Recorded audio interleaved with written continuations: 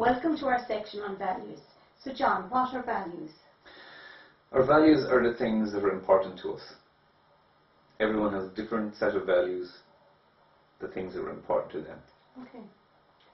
So where do we get these values? Well, we're born with a set of core values. Things like love, trust,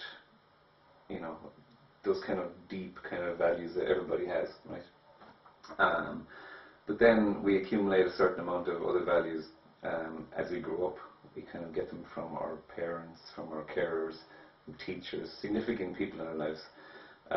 And we kind of adopt these values because they resonate with us on some level. Okay. And do these values change over time, John? Values can change, but they usually stay fairly fixed.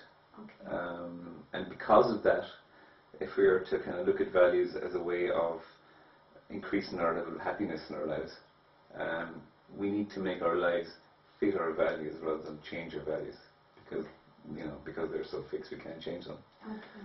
So in that case, you literally look at your life and say, what fits my values here and what doesn't, and then you make it work. So give me an example, say, in your own life where you weren't honouring your values and what that meant in your life.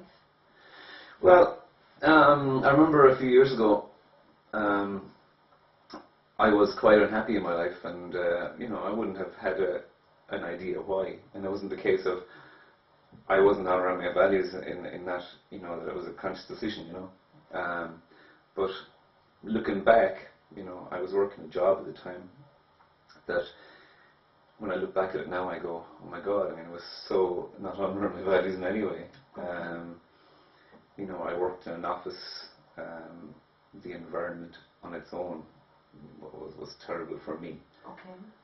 And that's just, that was my particular situation. Another person would be very happy to do that.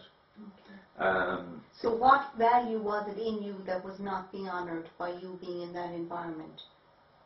Well, I just, one of my values would be being able to move around, maybe being outside, that kind of stuff. So literally not being able to move around and being stuck inside was the opposite of that. Okay. But apart from that, those other values as well. So the more of your values are compromised in any situation, well, the more unhappy you're going to be. I like being creative. I had an opportunity to be creative in that job. Okay. And a number of things like that just made it unhappy for me. Now, at the time, I didn't have a conscious awareness that that's why I wasn't happy. I thought, I've got a job. Everyone has to have a job. You just go and you do it. But, So once you become aware of your values and what's fundamentally important to you, you then go and change your life around to suit these values. Is that correct? That would be broadly correct, yeah. The amount of, the problem that happens here is that this becomes an overwhelming thing for people, and you think, oh my God, I have to change my whole life. It's not always necessary. You can work within the bounds of what you're doing. Maybe change how you do that job. Maybe change where you do that job. Instead of having to change the job altogether.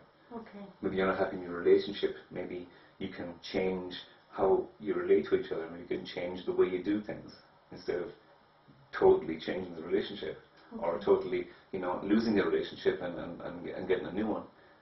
Sometimes that's what needs to be done as well. You need to just move completely to another place because there's no other way of fulfilling your values, in that environment. But very often it's subtle little changes that will make the difference in your life. It can be, yeah. Okay. Yeah, it can be. Oh. Okay, thank you, John.